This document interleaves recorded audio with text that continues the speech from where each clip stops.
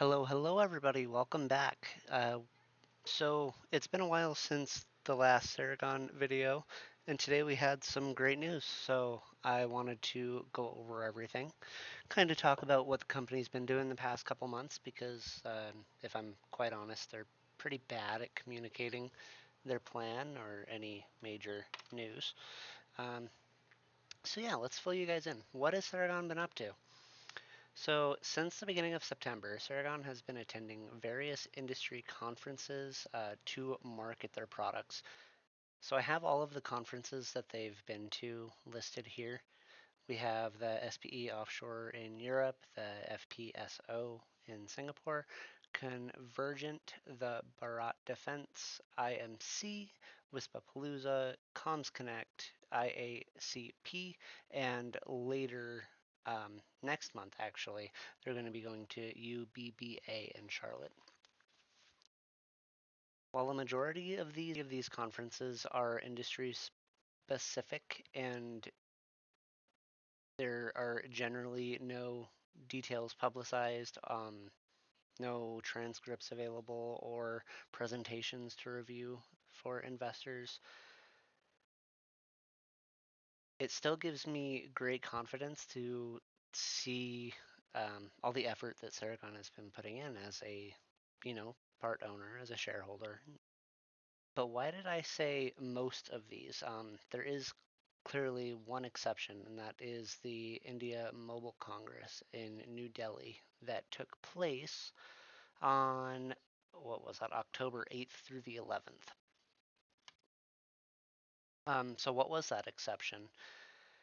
Basically, this event had several major announcements and policy statements focused on solidifying India as a global technology leader.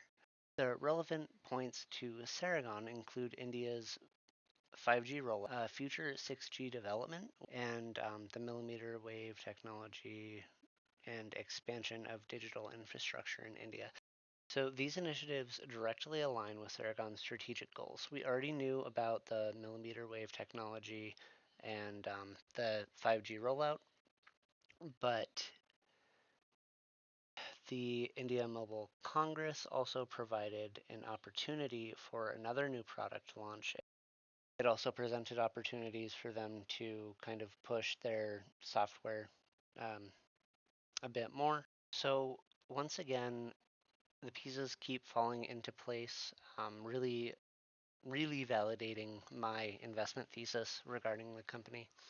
Following the well-timed launch of the IP50 series earlier this year, we had mentioned that it was a effectively perfectly timed product for the needs of the transition from fiber to um, wireless or millimeter wave technology in the US. The India Mobile Congress presented the opportunity to show off their new IP100E. This is their most advanced E-band radio and is built on the proprietary Neptune chipset. I didn't have to say that 4 times, I swear. So just some highlights. The capacity, it can deliver up to 25 gigabytes per second from a single box and up to 40 when combined, which is currently the highest in the industry. The Neptune chipset is a custom designed computer chip that handles all the digital and radio signal processing.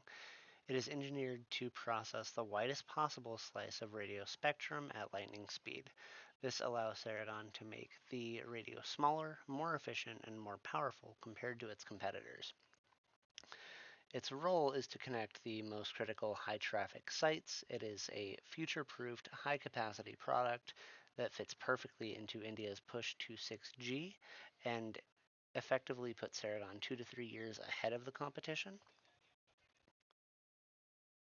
So again, we're just talking about how they're launching another perfectly timed product exactly when the market needs it.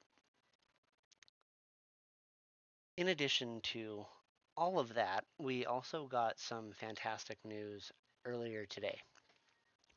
Today on Twitter or X, whatever you want to call it, Ceragon posted, or Ceragon put up this post. So to go over the post real quick, Ceragon has completed 3 proof-of-concept E-band deployments with Tier 1 operators and a leading ISP across North America and Europe.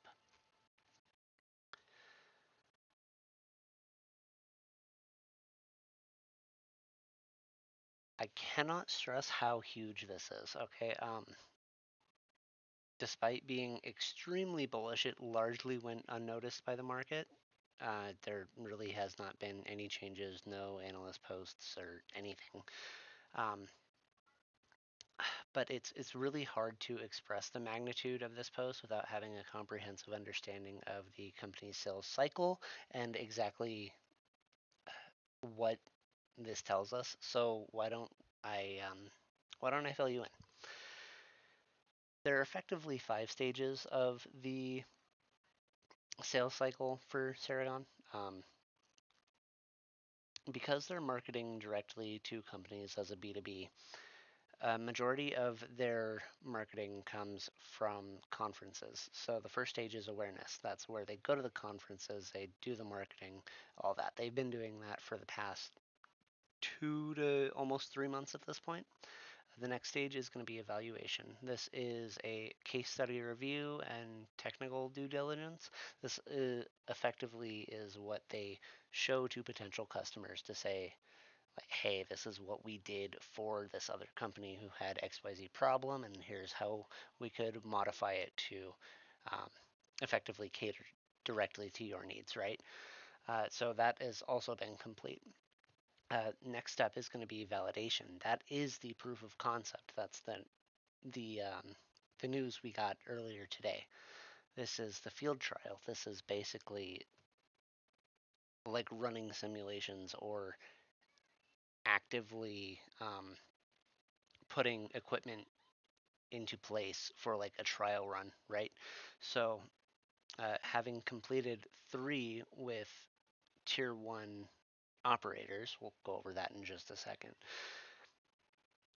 It's huge. It shows that they're a majority of the way in, right? Next up is going to be the commitment. So that's going to be negotiation and booking. That's the next step. Either they're going to get these contracts or they're not.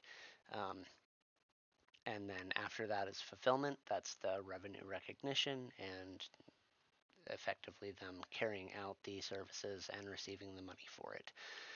So conclusion, despite despite Ceragon's usual very poor communication, today we received confirmation that their attendance in the numerous conferences they've been attending have landed at minimum strong interest from a very oh my god, we're gonna try that again. Today we received confirmation that their attendance in the numerous conferences that they have attended recently have landed at minimum strong interest from 4 very important potential customers. I told you that we'd go over Tier 1 operators in just a second. So why this is a big deal. Tier 1 operators are the largest mobile carriers and telecommunications companies. Their vendor selection processes are vigorous, involving extensive field trials and performance verification, which, like we just discussed, Ceragon has effectively completed. Um, While it's, of course, not set in stone, nothing's been agreed upon yet, making it this far into the sales process opens the door to potentially massive multi-year volume. Uh, what? What did I write? Making it this far into the sales process, effectively completing the proof of concept, opens the door to potential multi-year massive volume purchase agreements. Whoa, the dyslexia is crazy. Okay. In one sentence, this post directly validates my investment thesis. It proves that we were right and we should continue to monitor their progress. to confirm that they do land these deals, we should be looking out for any announcements of agreements. If we do not hear anything, thankfully we have earnings coming up in, what is it, November 4th?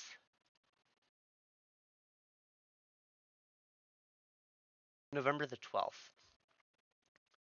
So in 1, 2, 3 weeks, we will be receiving earnings. We'll be getting the earnings call, and we can look for any mention of this either in the call directly or in the net bookings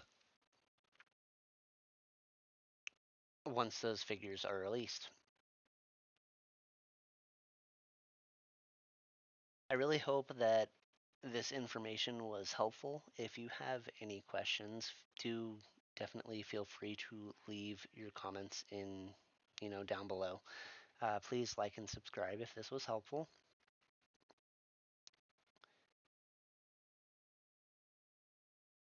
And again, all of these notes were placed on my running log of investment thesis of each company that I follow. So if you want real-time access to these slides, and if you want to see them in detail without me clicking, really quickly or having to try to zoom in on YouTube, which can be a huge pain, do check out my Patreon. I'm going to leave that in the link down below. Um, Again, I really do hope this was helpful, and I am really excited to see, how this is going to progress. It gives me a whole lot of hope that I was starting to run short on. Um, Let me know how you guys feel. Anyway, I hope you have a great rest of your day, and I'll catch you in the next one.